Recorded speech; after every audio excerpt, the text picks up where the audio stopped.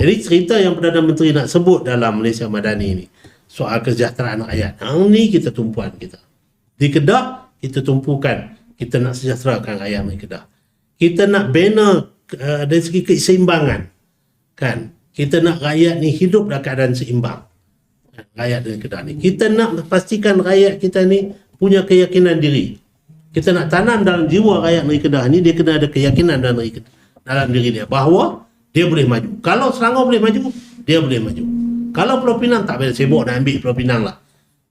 We can be better, much better than Pulau Pinang. Sebab negeri kita luas. Rakyat kita ramai. Kita ada pulau, kita ada pelabuhan, kita ada macam-macam.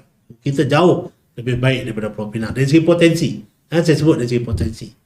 Dan kita nak rakyat kita punya jiwa inovasi.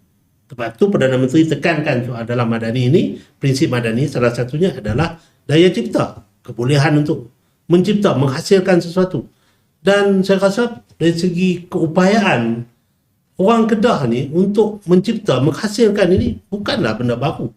Kan? Sebab kita tamadun antara tamadun yang tertua Kedah ni.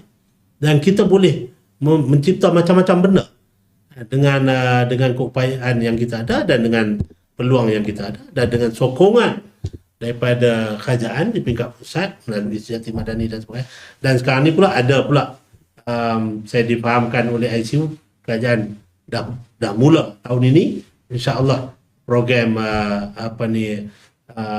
bantuan peningkatan pendapatan rakyat, kan, projek menambah pendapatan rakyat ini untuk kepada golongan-golongan